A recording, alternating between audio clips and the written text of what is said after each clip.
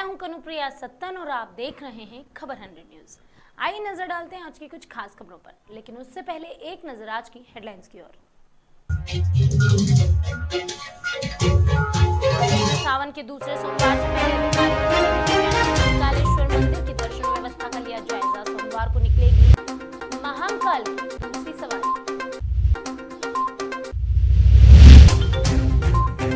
नोएडा की कंपनी ने की इंदौर के व्यक्ति के साथ धोखाधड़ी। रुपए डबल करने के नाम पर हुई धोखाधड़ी, पुलिस कर रही है मामला। और मां बेटी की संदिग्ध परिस्थितियों में हुई मौत। हापुड़ के सिंभावली थाना क्षेत्र का मामला, पुलिस कर रही है मामले की जांच।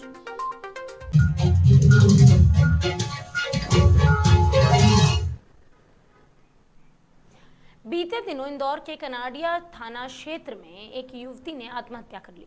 इस मामले में लड़की के मायके पक्ष ने ससुराल पक्ष पर आरोप लगाया था। उन्होंने कहा था कि युवती के ससुराल वालों से वो परेशान थी और उनकी प्रताड़ना से परेशान होकर ही उसने अपने जीवन लीला समाप्त कर ली और ये कदम उठाया, जिस पर पुलिस के वरिष्ठ अधिकारियों ने सीएसपी अनिल राठौर को इस पूरे मामले में जांच के आदेश दिए।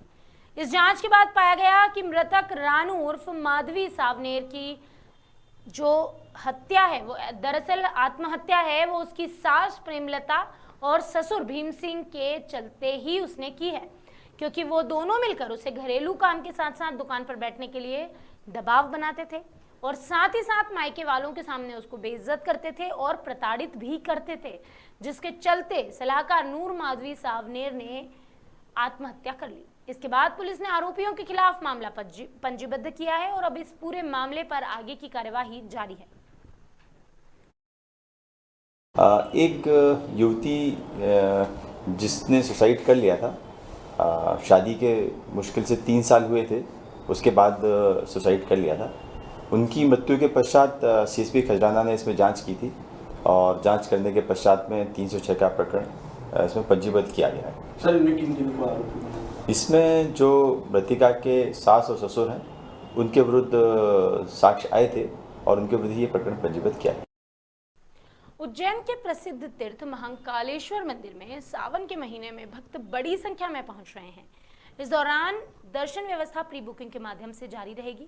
सोमवार को शीघ्र दर्शन टिकट काउंटर भी बंद रहेंगे। श्रावण भाद्रपद माह के प्रत्येक सोमवार को श्रद्धालुओं की दर्शन व्यवस्था निर्धारित करने के लिए अध्यक्ष और कलेक्टर आशीष सिंह ने मंदिर की व्यवस्थाओं का निरीक्षण किया और आवश्यक दिशा निर्देश भी दिए। इस दौरान आशीष सिंह ने कहा कि कोविड की गाइडलाइन का पालन करना अनिवार्य होगा। उन्होंने ये भी बताया कि कोरोना महामारी को दृष्टिगत रखते हुए यह व्यवस्थाएं की जा रही है। सावन माह के प्रत्येक सोमवार को सुबह 5 से दोपहर 1 बजे तक और शाम 7 से रात 9 बजे तक महाकालेश्वर भगवान के सामान्य दर्शन प्री बुकिंग के माध्यम से ही होंगे। वैक्सीनेशन सर्टिफिकेट या 48 घंटे पूर्व की कोविड नेगेटिव रिपोर्ट साथ लाना अनिवार्य है। दर्शन स्लॉट में ही दर्शन करना भी अनिवार्य होगा।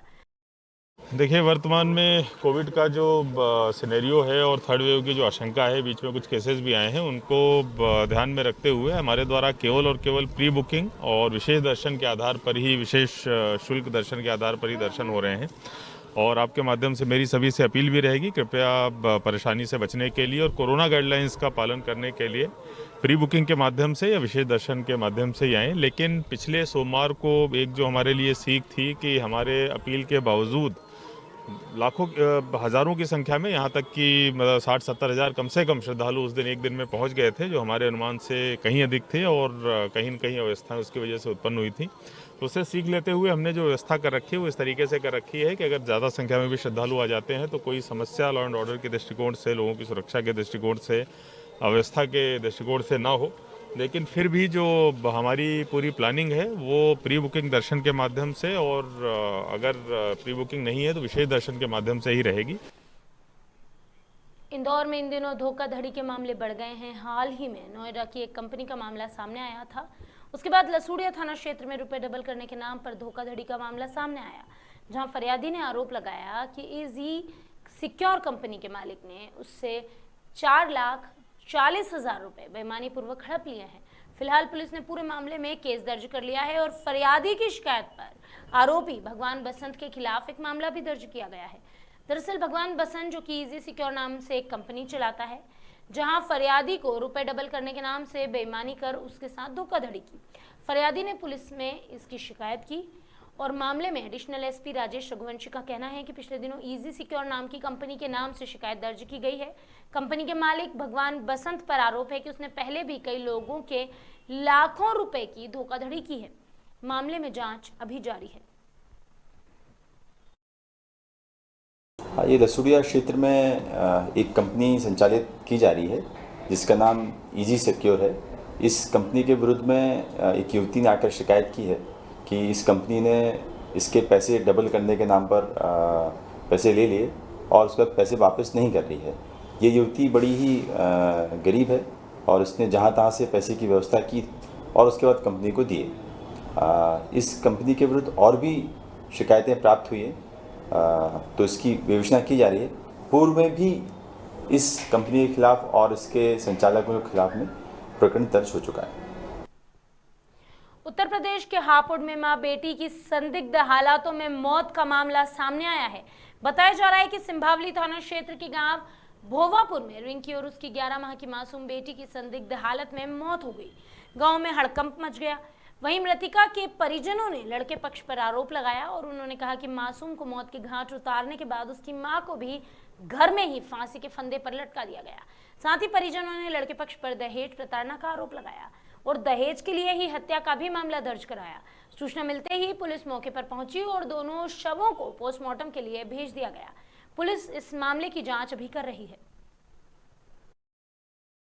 मेरी बेटी के साथ मारपीट करते थे, गाड़ी मांगते थे, पैसे में हम बिजनेस अपना करेंगे और लड़की को फांसी दे के मारा है और छोटी लड़की को वो अलग सोफा पे मरी पड़ी थी। 11 महीना की छोटी लड़की है और मेरी लड़की नीचे से भी पैर बंधे हुए हैं, उसके तो पैर बंधे हुए हैं, वो भी पैर बंधे हुए हैं और ऊपर भी फांसी लगी है। बेटी के हाथ ऐसे मुट्ठी बंद हैं, हाथ लटके हुए हैं, हाथ भी काले पड़ रहे हैं जैसे या तो खून है या लील है और पैर भी काले हैं और ऊपर जो है गांठ भी बहुत टाइट लग रही है। उसमें जो पंखे की किट जो होती है लिपसी और उसमें ऐसा है कि हम 2-4 दिन पहले आए थे, इन्होंने मारपीट करी थी, लड़के ने मारी थी और चक्कू भी नाड़ पे रख दिया था। तो क्या ससुराल वाले हमेशा मारपीट करते थे आपकी लड़की के साथ? हाँ जी, 3 साल हो गए, 4थी साल लगी हुई है जब से इन्होंने बहुत परेशान कर रखा। लेकिन हम समझे बुझा के बेटा ऐसा नहीं, पर वो अपनी उससे वो करके वो थोड़ी आई भी, फिर समझा बुझा के मैं ऐसा नहीं ऐसे करते हैं। शनिवार को मध्य प्रदेश के इंदौर में मल्हाराश्रम स्कूल में शिक्षक आनंद का विदाई और सम्मान समारोह का आयोजन किया गया। बता दें, शिक्षक आनंद ने मल्हाराश्रम में लंबे समय तक अपनी पूर्णकालिक सेवाएं देकर छात्रों के विकास के लिए समर्पित की। इसमें राष्ट्रीय सेवा भी शामिल है। इस विदाई समारोह में मध्य प्रदेश शासन के पूर्व उच्च शिक्षा मंत्री जीतू पटवारी, विनोद जायसवाल, पंकज रघुवंशी समेत अन्य नेता मुख्य रूप से मौजूद रहे।